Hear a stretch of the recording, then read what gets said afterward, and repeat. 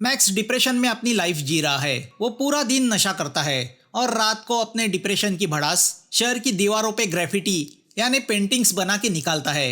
Max को किस बात का डिप्रेशन है ये जानने के लिए उसके बचपन में जाना होगा। जब वो 11 साल का था, मैक्स का बचपन फोस्टर होम में गुजरा। सिल्विया और कूपर उसके फोस्टर पेरेंट्स थे। फोस्टर होम के बाकी बच्चों में मैक्स को खास लगाव था लूक से। भले दोनों में खून का रिश्ता ना हो, मगर दोनों सगे भाइयों से बढ़कर थे। दोनों एक दूसरे से हमेशा कहते थे, हमारा रिश्ता खून से गहरा है। लूक मैक्स से बड़ा था, तो एक दिन लूक को आगे की पढ़ाई के लिए फोस्टर होम छोड़ के शहर जाना पड़ा। लूक ने उसे प्रॉमिस किया था कि 4 साल बाद वो वापस आएगा और उसे अपने साथ ले जाएगा। लूक के जाने से मैक्स बहुत दुखी हुआ था। लूक के जाने के कुछ ही दिनों बाद मैक्स को एक दिन उसके पेरेंट्स रोते हुए दिखाई दिए। कूपर और सिल्विया ने उसे बताया कि लूक ने सुसाइड की है। मरने के पहले उसने नोट भी छोड़ी थी कि उससे अब जिया नहीं जाएगा, और यही वो इंसिडेंट था जिसने मैक्स की लाइफ को पूरी तरह बदल दिया। एक अच्छे पेंटर को रिबेलर बना दिया। तो अब रात को मैक्स रोज की तरह एक प्रॉपर्टी का लॉक तोड़ के उसकी दीवार पे ग्रेफिटी बनाता है। पुलिस आके उसे अरेस्ट करती है। मैक्स इसके पहले भी कई बार इसी वजह को लेके पकड़ा गया था, तो इस बार उसकी जेल पक्की है। मगर कूपर अपनी पहचान लगा के मैक्स को जेल जाने से बचाता है।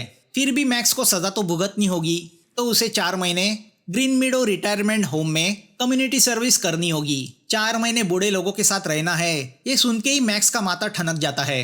कूपर कहता है, ये तुम्हारा लास्ट चांस है, वहाँ अच्छा बिहेव करो वरना जेल जाओ। और कोई रास्ता ना देखकर मैक्स शहर से दूर बसे उस रिटायरमेंट होम में पहुंचता है कि तभी उसे 4th फ्लोर की विंडो में एक बूढ़ा आदमी दिखाई देता है। होम के बाहर एक बच्चे का स्टेचू रखा है जिसके हाथ में अजीब सा कप है। अंदर आते ही होम के इंचार्ज लेस्टर और जूनो उसे उसकी ड्यूटी समझाते हैं। मैक्स को रोज होम की साफ सफाई करनी है। जूनो उसे एक चाबी देते हुए कहती है कि वो हर रूम में जा सकता है सिवाय 4th फ्लोर के, क्योंकि वहाँ स्पेशल पेशेंट्स को रखा गया है। जूनो उसे हल्के में धमकी भी देती है कि अगर वो ठीक तरह से नहीं रहेगा तो उसकी रिपोर्ट की जाएगी। अब अगले दिन से मैक्स की ड्यूटी शुरू होती है।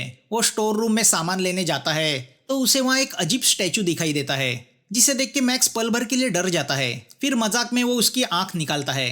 अब मैक्स हर रूम में जाके वहाँ से गार्बेज कलेक्ट करने लगता है, मगर एक रूम से जब उसे कोई रिस्पॉन्स नहीं आता तो वो अंदर चला जाता है। तो वो देखता है एक बूढ़ा और बूढ़ी मास्क पहन के अपने काम में लगे पड़े हैं। मैक्स सरप्राइज होता है कि इस उम्र में भी शौक नहीं गया। नीचे पूल में वाटर एक्सरसाइज चल रही होती है। मैक्स वहाँ टॉवेल रखने जाता है तो उसकी मुलाकात नॉर्मा से होती है। नए मैक्स को देख के नॉर्मा बड़े प्यार से उससे बातें करती है। तभी पूल में खड़ी एक औरत के सर से अचानक ब्लड आने लगता है। पिछली रात की गई किसी सर्जरी की वजह से वो हो रहा होता है।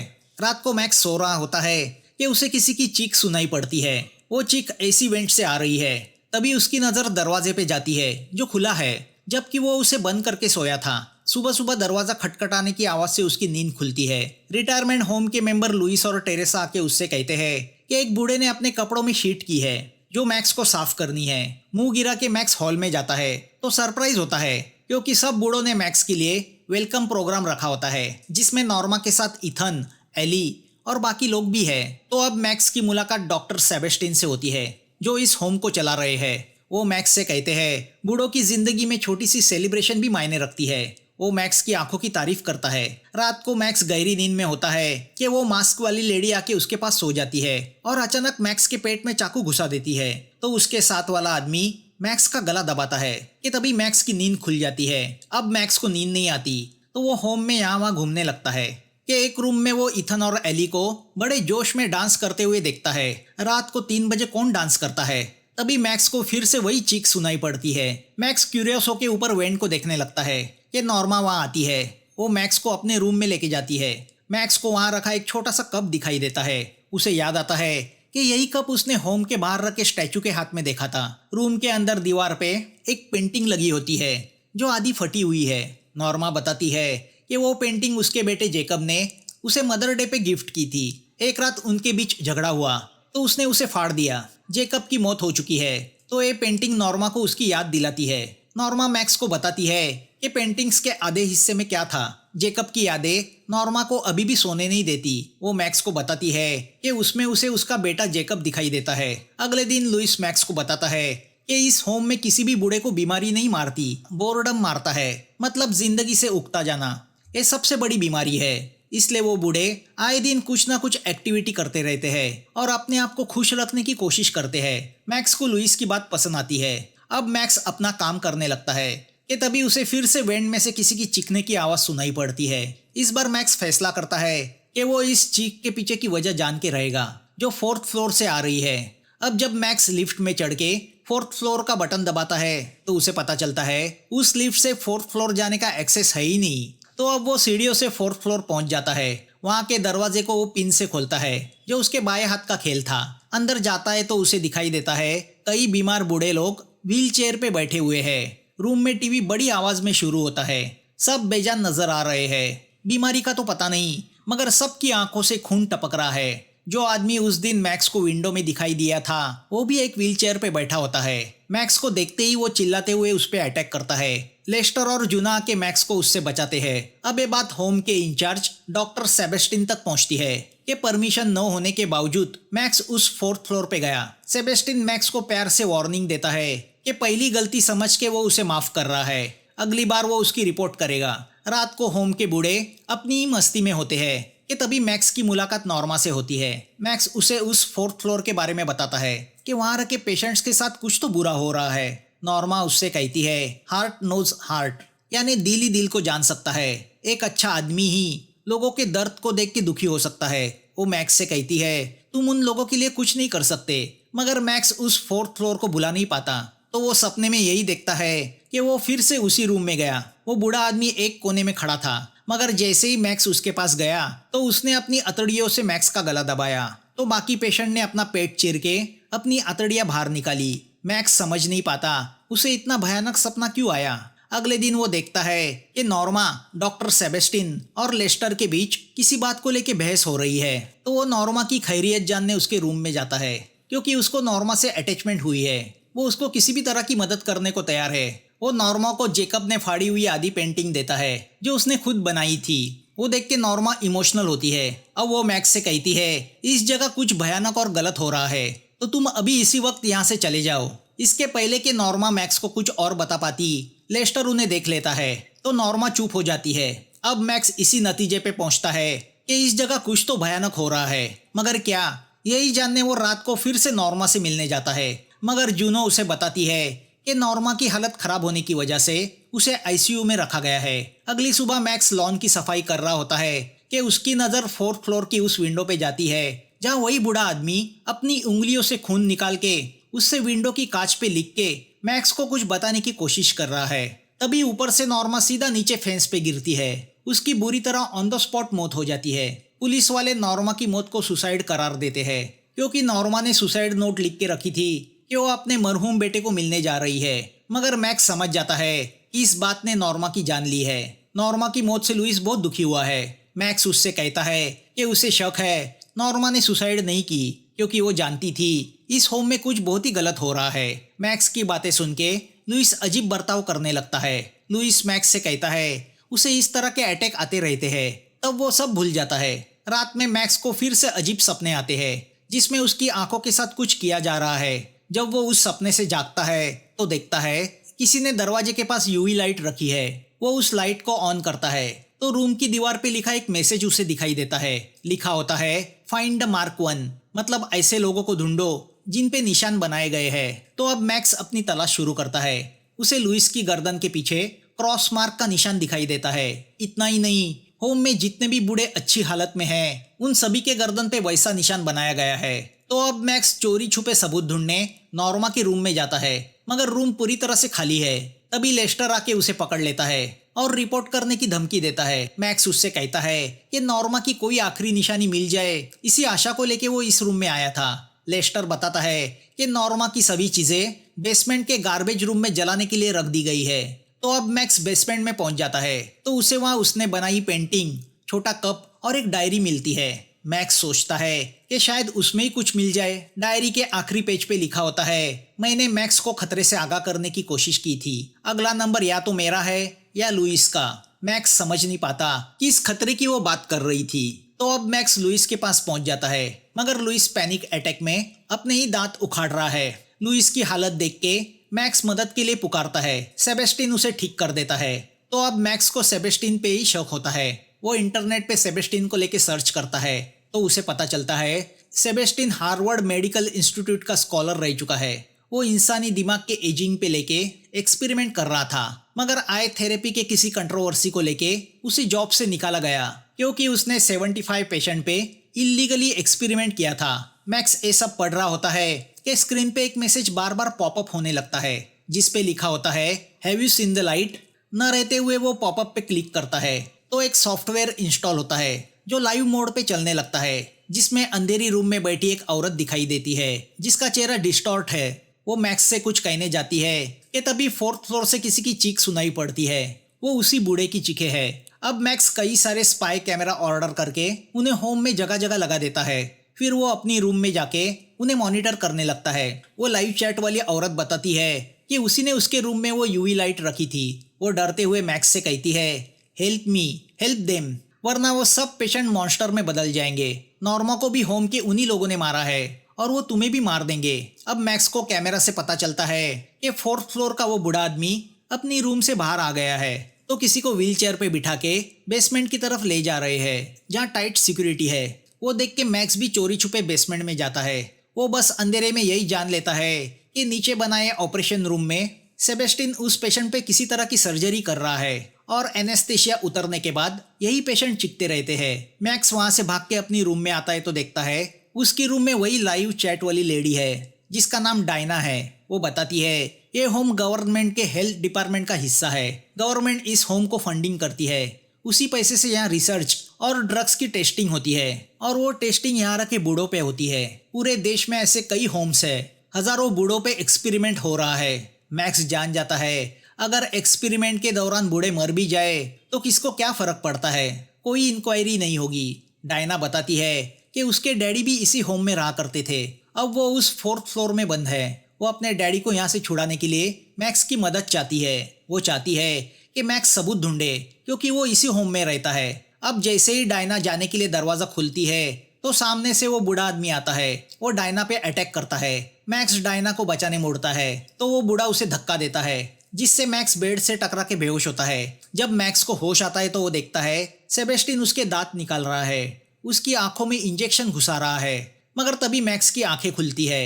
उसे समझ में नहीं आता जो उसने देखा वो सिर्फ सपना था या सच्चाई, मगर वो महसूस करता है कि उसकी गर्दन में दर्द हो रहा है। शायद उसकी गर्दन पे भी क्रॉस का निशान बनाया गया है। जूनो मैक्स को बताती है कि 4th फ्लोर के उस पेशेंट ने उस पे हमला किया था।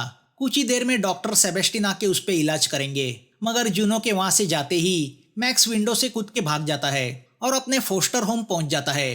कूपर उससे कहता है वहां से भाग के उसने कानून को तोड़ा है। तभी मैक्स देखता है कि पेरेंट्स ने और 2 नई बच्चियों को फोस्टर होम में लाके रखा है। सिल्विया मैक्स को आराम करने बोलती है और वो इस बीच मैक्स से वही लाइन बोलती है जो नॉर्मा बोला करती थी, a heart knows a heart.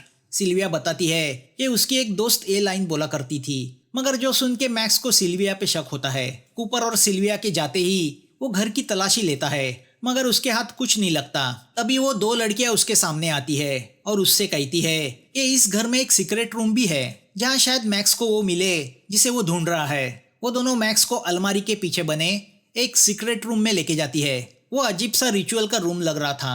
वहाँ उसी तरह के कप रखे होते हैं जैसा उसने नॉर्मा की रूम में देखा था। वहाँ एक स्टेचू रखा है जो रोमन गॉडेस डिया का है जिसे गॉडेस ऑफ यूथ माना जाता है। मैक्स को वही ड्रॉअर में कुछ फोटो एल्बम्स मिलते हैं। एल्बम 1997 से लेके 2024 तक है। हर एल्बम 3 साल बाद बनाया गया है।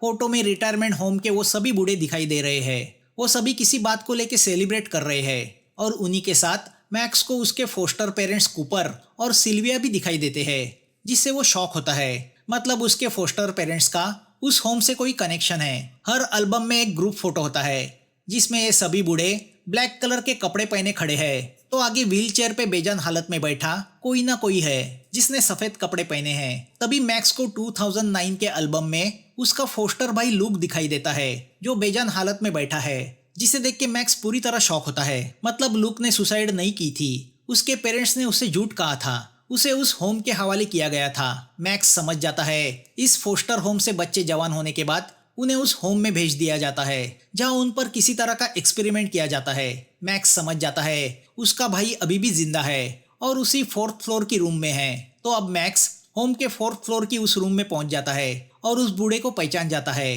कि वही उसका भाई लूक है जो उस पे अटैक नहीं बल्कि उसे बचाने की कोशिश कर रहा था। मैक्स अपने चेस्ट पे बनाया tattoo thicker than blood look को दिखा के अपनी पहचान दिलाता है।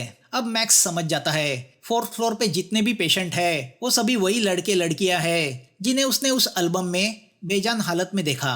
मगर इन सब की हालत ऐसे कैसे हुई ये वो जान नहीं पाता। जवानी में वो इतने बूढ़े कैसे हुए और इतने कमजोर कैसे हुए कि वो ठीक तरह से खड़े भी नहीं हो पा रहे। मगर इसके पहले कि मैक्स कुछ कर पाता पीछे से लेस्टर आके उसे एक इंजेक्शन मारता है। मैक्स बेहोश होता है। जब उसकी आंखें खुलती है तो वो अपने आप को एक व्हील चेयर पे बंधा हुआ पाता है। उसे भी सफेद सूट पहनाया गया है। तो आसपास खड़े सभी बूढ़े सेलिब्रेट कर रहे हैं। लूक सबके सामने एक भाषण देता है जिससे पता चलता है कि वो डायना सेबेस्टिन की वाइफ है और उसने गवर्नमेंट एक्सपेरिमेंट की जो स्टोरी मैक्स को बताई थी वो सब झूठ था। ये प्राइवेट होम था, यहाँ किसी तरह का भयानक काम किया जाता था। ये सभी जो कुछ कर रहे हैं उसे एक मूवी की तरह ट्रीट करते हैं जिसमें मैक्स जैसे लोग प्रोटोगोनिस्ट है तो ये बूढ़े अपने आप को एंटोगोनिस्ट यानी विलन कहलाते हैं। मैक्स जैसे लोग जो इस होम की मिस्ट्री को जानने की कोशिश करते थे उनकी उस कोशिश को ये बूढ़े कैमरा के जरिए लाइव देख के एंजॉय करते थे। मगर ये ऐसी मूवी थी जिसमें हमेशा विलन की जीत होती है। ये इन लोगों के लिए एक टाइम पास था, अपने बुढ़ापे की बोरियत से छुटकारा पाने का एक जरिया था। मैक्स के फोस्टर पेरेंट्स भी इन्हीं में से एक है।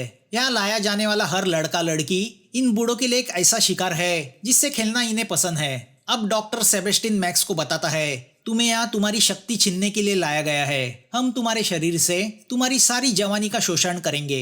वो गॉडेस ऑफ यूथ डिया की जय जयकार करते हैं। अब सेबेस्टिन मैक्स की आंखों से इंजेक्शन से कुछ निकालने जाता है। वो मैक्स से कहता है इंसान की जवानी का राज उसकी दाईं आंख के पीछे बनी एक छोटी सी थैली में होता है जिसमें नेक्टर होता है। साइंस इसे सिर्फ ग्लैंड समझता है मगर मेरे एक्सपेरिमेंट ने साबित किया है कि इस नेक्टर से इंसान की बढ़ती उम्र को रोका जा सकता है। हम तुम्हारी आंखों से यही नेक्टर निकाल के पिएंगे क्योंकि बुढ़ापे की वजह से हमारा नेक्टर खत्म हो चुका है। यहाँ पता चलता है कि मैक्स की आंखों से पिछले कई दिनों से रात को चोरी छुपे ये नेक्टर निकाला जा रहा था जिसे वो एक बुरा सपना समझ रहा था। सेबेस्टिन मैक्स को बताता है कि हम में से हर कोई तुम्हारे नेक्टर को थोड़ा थोड़ा पिएगा जो हमारी बढ़ती उम्र को रोक देगा। कूपर बताता है मैं 109 साल का हूँ। सिल्विया बताती है मैं 110 साल की हूँ। इथन 114, लेस्टर 94, लुइस 128 साल का है। ऐसे जवान बनाए रखने के लिए जवान लड़के लड़कियों से निकाला गया नेक्टर उन्हें मदद करता है। जब सारा नेक्टर निकाला जाता है तो उस बेजान इंसान को उस फोर्थ फ्लोर की रूम में सड़ने के लिए रखा जाता है जहाँ वो अपनी मौत का इंतजार करता है। किसी भी इंसान का पूरा नेक्टर निकालने में 3 साल लगते हैं तो हर 3 साल बाद नया लड़का या लड़की फोस्टर होम से इस रिटायर्ड होम में भेजे जाते हैं। मैक्स उन्हें धमकी देता है कि वो उन सबको मार देगा। सेबेस्टिन उससे कहता है नेक्टर निकालने के बाद तुम 100 साल के इंसान की तरह बन जाओगे, अपने भाई लूक की तरह। तुम में खड़े रहने तक की ताकत नहीं होगी। तो अब सेबेस्टिन मैक्स की आंखों से काफी नेक्टर निकाल लेता है और उसे उस फोर्थ फ्लोर की रूम में रख देता है। लुइस उससे कहता है बेटा हर हफ्ते तुम्हारे में से थोड़ा थोड़ा नेक्टर निकाला जाएगा। नॉर्मा को तुमसे हमदर्दी हुई, वो तुम्हें बचाना चाहती थी तो हमें उसे मारना पड़ा। पैसा हो तो आदमी कुछ भी कर सकता है। वो मैक्स से कहता है अब तुम्हें पता चलेगा बुढ़ापे में बोर होना कैसे लगता है। अब जैसे रात होती है बाहर तूफान शुरू होता है कि तभी फोर्थ फ्लोर की उस रूम में पड़ा लूक मैक्स को देख के कुछ सोचता है। वो अपनी व्हीलचेयर का तार उखाड़ के वहां रखे हर एक पेशेंट की आंखों से नेक्टर निकालता है। वो अपनी खुद की आंखों से भी नेक्टर निकाल लेता है और जमा किया हुआ पूरा नेक्टर मैक्स को पिला देता है जिससे मैक्स के शरीर से खोई हुई ताकत फिर से उसके शरीर में आ जाती है। बाहर तूफान अपने चरम पे होता है तो होम के अंदर भी एक तूफान शुरू होता है। पेशेंट को देखने जूनो जैसे ही रूम में आती है मैक्स उसे तार से मार देता है।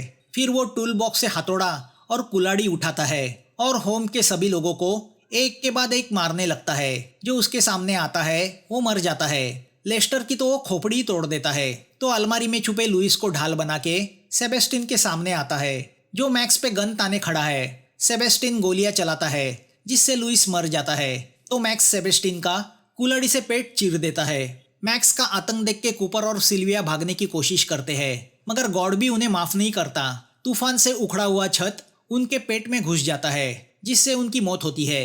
अब सबका खात्मा होने के बाद मैक्स इन सब की आंखों से नेक्टर निकाल के उस फोर्थ फ्लोर पे रखे सभी पेशेंट को पिला देता है, जिससे उन सब में जान आ जाती है। फिर वो उन सब को छुड़ा के अपने भाई लूक के साथ होम के बाहर चल पड़ता है और मूवी यहाँ खत्म होती है। दोस्तों, एक बटन ही तो दबाना है जो फ्री में है, फिर कंजूसी क्यों? आप वीडियो देखते हो तो सब्सक्राइब भी करो, हमारा हौसला बढ़ेगा। यकीन कीजिए, वीडियो बनाने में बहुत मेहनत लगती है, उसका हमें फल मिलेगा। फिर मिलेंगे नए वीडियो के साथ। Thanks for watching.